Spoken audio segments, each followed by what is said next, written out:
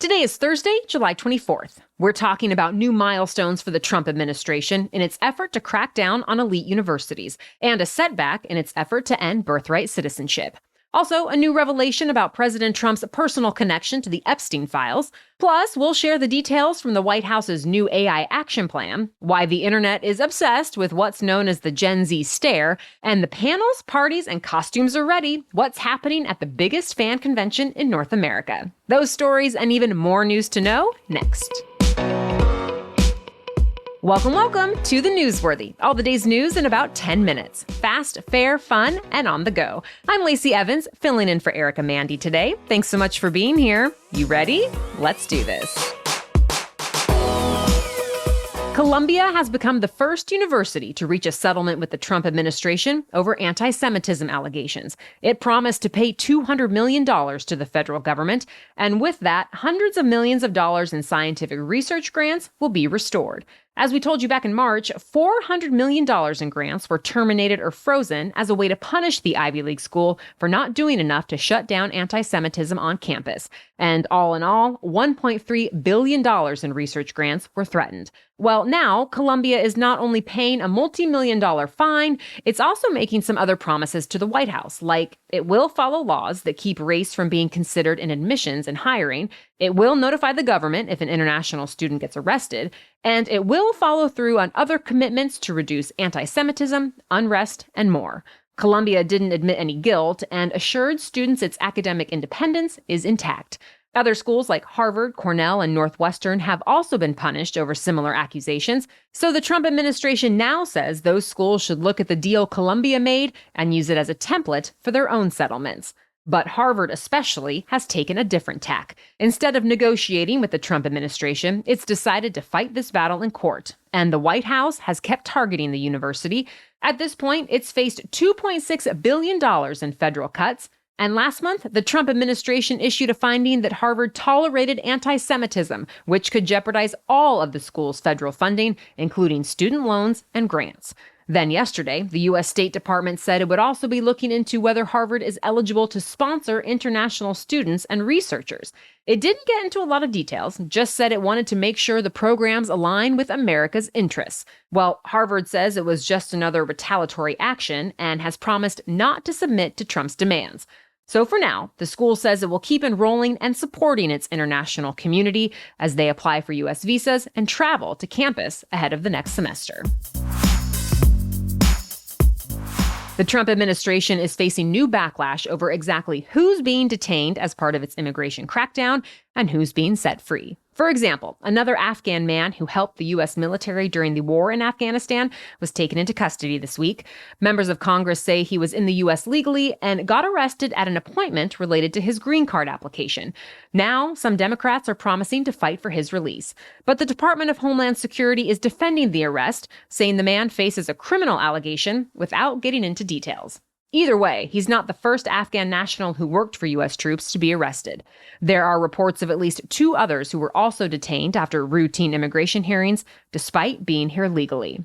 Meanwhile, there is new concern over one of the men released from Venezuela as part of a prisoner exchange with the U.S. He's an American military veteran, but was convicted of killing 3 people who worked at a law office in Spain with his ex-wife's new boyfriend, and then setting the office on fire. He escaped to Venezuela, where he was eventually arrested and jailed until last week's swap. For now, a spokesperson with the U.S. State Department just says they won't be getting into the details of any specific case. But one U.S. official told the Washington Post that back in January, the Trump administration told Venezuela not to release him since he wasn't wrongfully detained. Another key part of President Trump's immigration crackdown was blocked again this week. We're talking about Trump's order to end birthright citizenship, the automatic legal status for kids born in the U.S. to undocumented immigrants and foreign visitors. Well, yesterday, a federal appeals court agreed with lower courts, saying the order was unconstitutional. So the government won't be able to enforce Trump's order, at least for now. The Trump administration is expected to appeal, and eventually this case is expected to come back before the Supreme Court. The argument here comes down to the 14th Amendment of the Constitution. It says people born here are U.S. citizens. But Trump's team argues unauthorized immigrants are here illegally, and therefore they and their children don't have the same rights granted by the Constitution. Across the country, an estimated 153,000 children are born in the U.S. to undocumented parents every year. The White House seems to be having a tough time containing the fallout over the so-called Epstein files. Remember, President Trump hoped to appease many of his angry supporters by releasing transcripts from sex offender Jeffrey Epstein's grand jury investigations. But yesterday, a judge rejected Trump's request. And at this point, much of the president's base still suspects there was a conspiracy to protect Epstein's high-profile clients, since a lot of evidence still hasn't been made public. Another judge is considering whether to release separate grand jury proceedings now. Speaking of the Epstein controversy, a new report in the Wall Street Journal says the Justice Department told Trump months ago that his name may be in the files, along with many other high-profile figures. To be clear, this doesn't necessarily mean he was ever suspected of any wrongdoing, since we don't know in what context Trump might have been referenced. And Attorney General Pam Bondi stands by her earlier statement that nothing in the files warranted further investigation. Still, Democrats in Congress are now calling on Bondi to testify about all of this. To be continued. Wall Street is seeing another historic rise. Both the S&P 500 and the NASDAQ reached new records yesterday, and the Dow was just 4 points shy of a record of its own. Analysts point to the trade deal the U.S. made with Japan and hopes for more agreements to come before Trump's sweeping tariffs kick in. Negotiations are still happening with the European Union, India, and other large partners. But the deal for Japan to pay 15% tariffs is noteworthy, since economists think if tariffs end up averaging out at 15% everywhere, that would be manageable for the global economy. Stay tuned. More news still coming up, but first, this episode is sponsored by BetterHelp. Workplace stress is now one of the top causes of declining mental health, and it doesn't have to be that way. No, you probably can't just leave work altogether, but things like therapy can help. For me, therapy has helped identify why I might feel paralyzed about one particular work project, for example, and then be able to do something about it. Or it helps me to navigate where I want to take my business next. If you're not sure where to start with therapy, BetterHelp offers access to over 30,000 therapists and serves over 5 million people globally. It has an App Store rating of 4.9 out of 5. It's convenient, too, so you can join a session at the click of a button, no need to set aside massive amounts of time. As the largest online therapy provider in the world, BetterHelp can provide access to mental health professionals with a diverse variety of expertise. Unwind from work with BetterHelp. Our listeners get 10% off their first month at betterhelp.com/newsworthy. That's BetterHelp, HELP.com/newsworthy. Now, back to the news.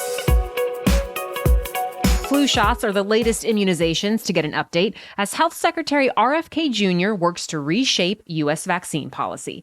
The health department says it will stop distributing flu shots with a certain preservative that's meant to prevent bacteria and fungi. The issue is the ingredient is mercury-based, and anti-vaccine advocates have suspected it causes autism.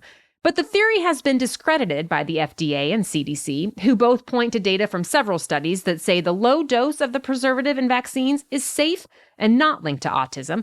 The ingredient was actually already removed from most childhood vaccines in 2001 out of an abundance of caution, and autism rates only went up after that. Either way, vaccine makers say they'll be able to replace the flu shots that contain the preservative, and supplies shouldn't be interrupted. The White House released its long-awaited action plan for artificial intelligence. It's a package of initiatives and policy recommendations, and as expected, it suggests scaling back AI regulation, except for when it comes to AI developers who put political bias in their systems. Specifically, the plan includes 3 main objectives. 1, speeding up innovation, in part by cutting the bureaucratic red tape. 2, building out AI infrastructure. And 3, promoting exports of American AI models around the world. Of course, there are still concerns about AI taking jobs, harming children, spreading misinformation, and more. But it has also been found to help break down communication barriers, speed up research, detect fraud, and so on. The Trump administration says its plan is all based on recommendations from the private sector, as well as academia and civil society groups. And officials make the point that if the U.S. isn't a leader in AI, China will be. Meta has announced another round of safety features meant to protect teenagers who use platforms like Facebook or Instagram. The app's youngest users will now get more information about who they're chatting with in their direct messages, like when the account was created and other safety tips to spot potential scammers. Teens will also now be able to block and report accounts with one single action. Already, Meta says it removed more than 600,000 accounts linked to predatory behavior, and the company is now putting accounts that represent kids into the strictest message and comment settings by default. Those settings filter out offensive messages and limit contact with unknown accounts. Meanwhile, Congress is still considering regulating social media platforms to focus on child safety. So, stay tuned. Get your costumes ready! Comic-Con International is back in full force. The convention typically draws about 135,000 fans of all things comics, games, movies, and art to San Diego, California, and this year, it's sold out. Guests scheduled to appear over the next few days include Star Wars creator George Lucas, South Park creators Trey Parker and Matt Stone, and movie stars like Ryan Gosling, John Cena, Jared Leto, and Elle Fanning. Plus, there are bound to be some surprise appearances and surprise announcements, too. Of course, there will also be tons of activities, parties, and events celebrating all things pop culture, on top of costumes, merchandise, and even Comic-Con specific food. If you didn't get badges for the big event, the online video game outlet IGN is hosting live streams so you can watch from home. Comic-Con runs through Sunday.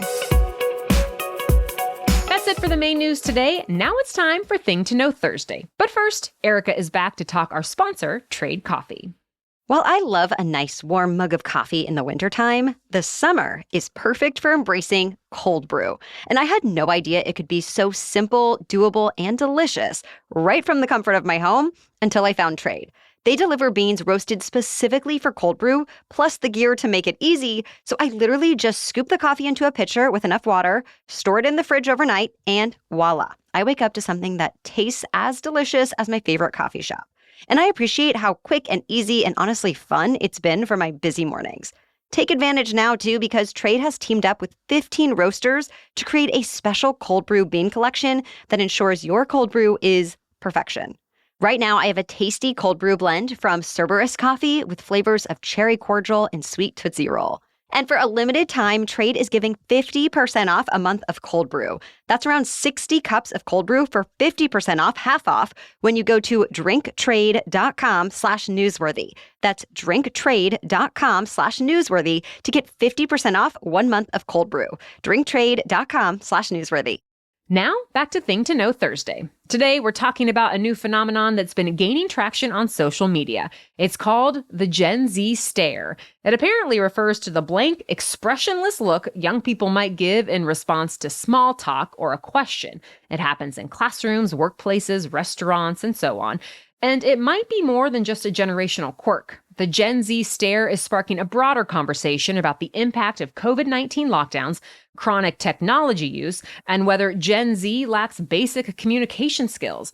Some Zoomers online have said it does stem from social anxiety, but others say they're just tired. And some say they're dumbfounded or disinterested in whatever it is the other person is saying or asking.